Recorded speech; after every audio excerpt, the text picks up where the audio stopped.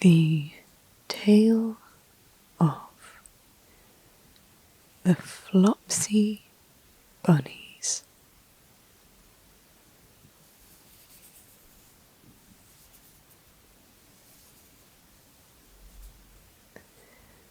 by Beatrix Potter.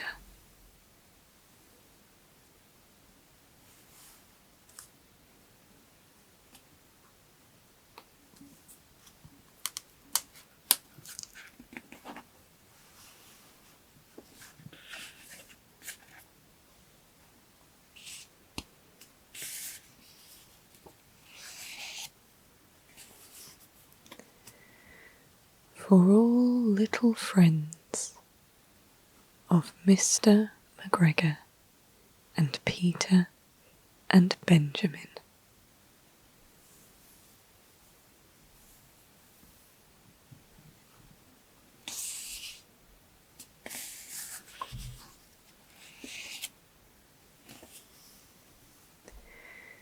It is said that the effect of eating too much lettuce is soporific. I have never felt sleepy after eating lettuces, but then I am not a rabbit. They certainly had a very soporific effect upon the Flopsy Bunnies.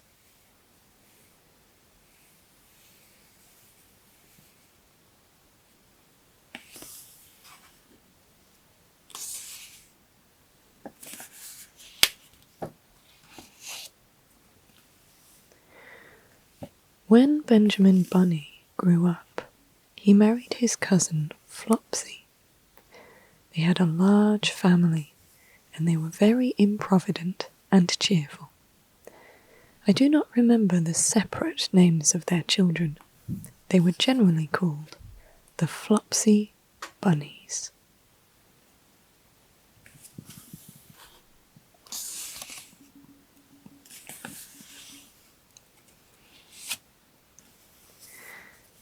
As there was not always quite enough to eat, Benjamin used to borrow cabbages from Flopsy's brother, Peter Rabbit, who kept a nursery garden.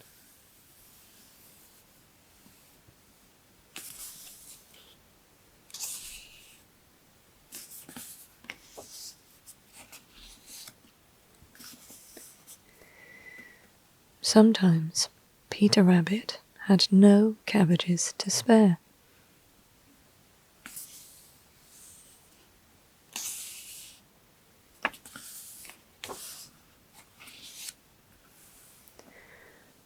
When this happened, the Flopsy Bunnies went across the field to a rubbish heap in the ditch outside Mr. McGregor's garden.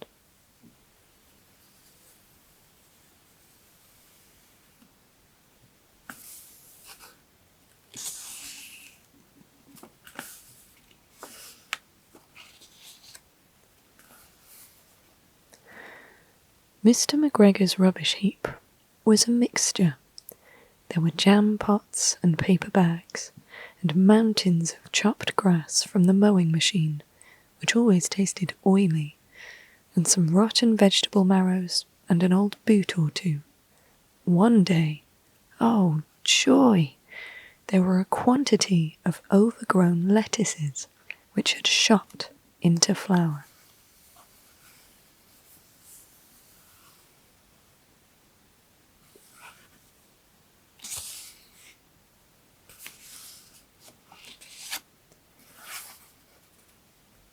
The Flopsy Bunnies simply stuffed lettuces. By degrees, one after another, they were overcome with slumber and lay down in the mown grass. Benjamin was not so much overcome as his children. Before going to sleep, he was sufficiently wide awake to put a paper bag over his head to keep off the flies.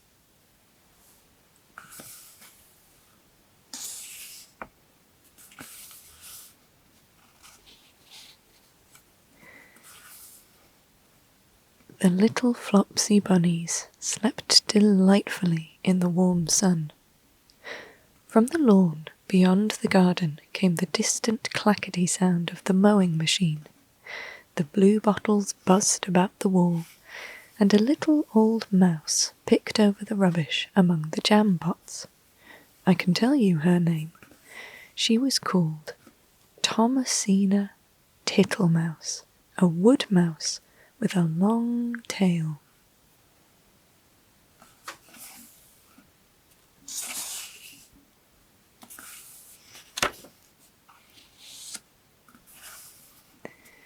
She rustled across the paper bag and awakened Benjamin Bunny.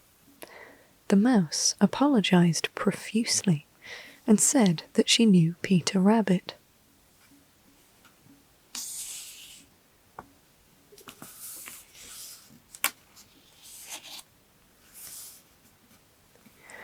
While she and Benjamin were talking, close under the wall, they heard a heavy tread above their heads, and suddenly Mr. McGregor emptied out a sack full of lawn mowings right upon the top of the sleeping Flopsy Bunnies. Benjamin shrank down under his paper bag. The mouse hid in a jam pot.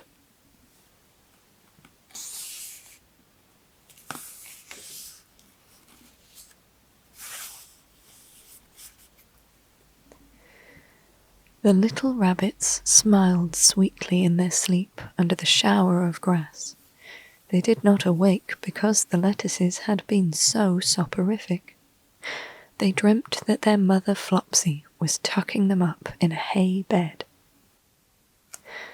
Mr. McGregor looked down after emptying his sack.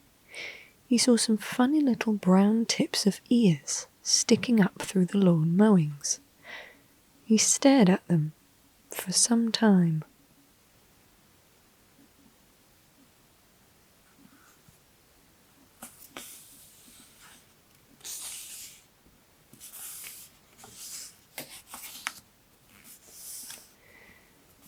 Presently, a fly settled on one of them, and it moved. Mr. McGregor climbed down onto the rubbish heap.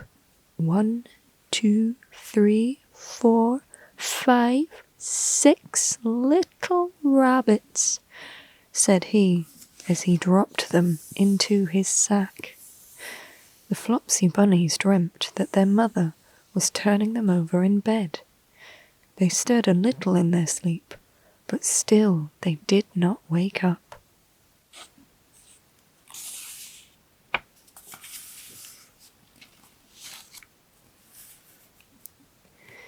Mr. McGregor tied up the sack and left it on the wall.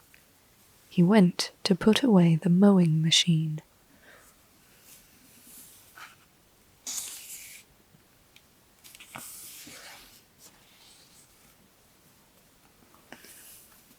While he was gone, Mrs. Flopsy Bunny, who had remained at home, came across the field. She looked suspiciously at the sack and wondered where everybody was.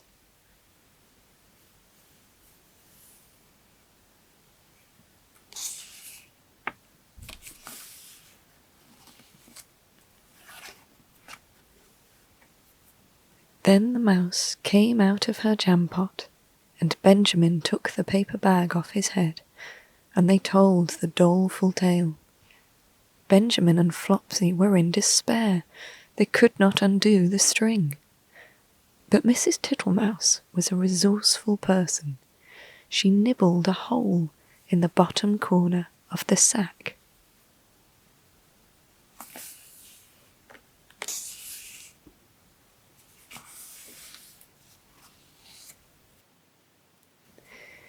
The little rabbits were pulled out and pinched to wake them. Their parents stuffed the empty sack with 3 rotten vegetable marrows, an old blacking brush, and 2 decayed turnips.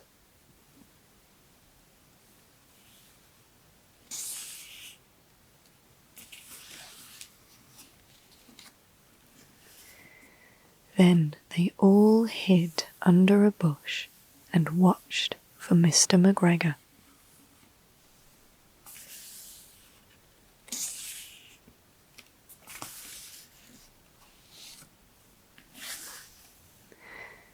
Mr. McGregor came back and picked up the sack and carried it off. He carried it hanging down, as if it were rather heavy. The Flopsy Bunnies followed at a safe distance.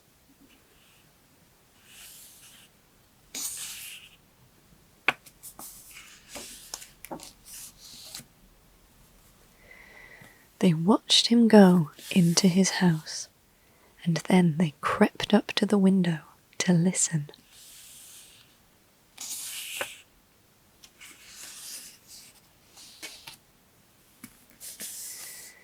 Mr. McGregor threw down the sack on the stone floor in a way that would have been extremely painful to the Flopsy Bunnies if they had happened to have been inside it. They could hear him drag his chair on the flags and chuckle.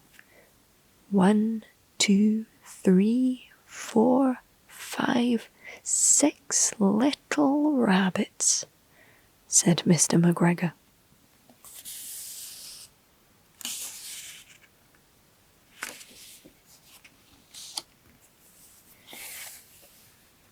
Eh? What's that? What have they been spoiling now? Inquired Mrs. McGregor. 1, 2, 3, 4, 5, 6 little fat rabbits, repeated Mr. McGregor, counting on his fingers. 1, 2, 3, don't you be silly. What do you mean, you silly old man? In the sack. 1, 2, 3, 4, 5, 6, replied Mr. McGregor. The youngest Flopsy Bunny got upon the window-sill.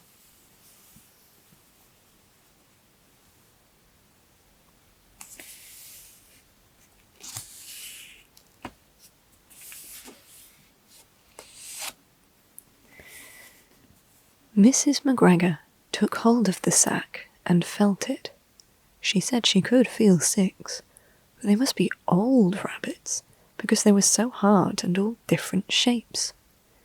Not fit to eat, but the skins will do fine to line my old cloak. Line your old cloak, shouted Mr. McGregor. I shall sell them and buy myself baccy. Rabbit tobacco. I shall skin them and cut off their heads.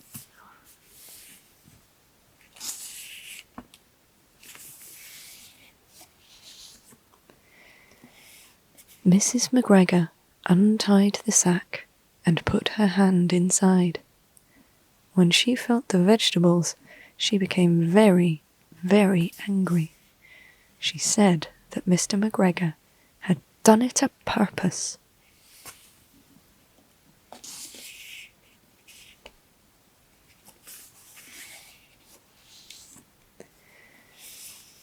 And Mr. McGregor was very angry too. One of the rotten marrows came flying through the kitchen window and hit the youngest Flopsy Bunny. It was rather hurt.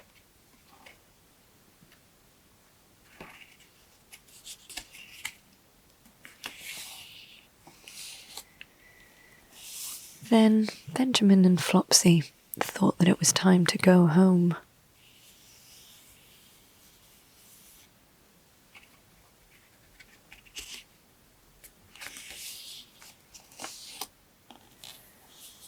So Mr. McGregor did not get his tobacco, and Mrs. McGregor did not get her rabbit skins. But next Christmas, Thomasina Tittlemouse got a present of enough rabbit wool to make herself a cloak and a hood and a handsome muff and a pair of warm mittens.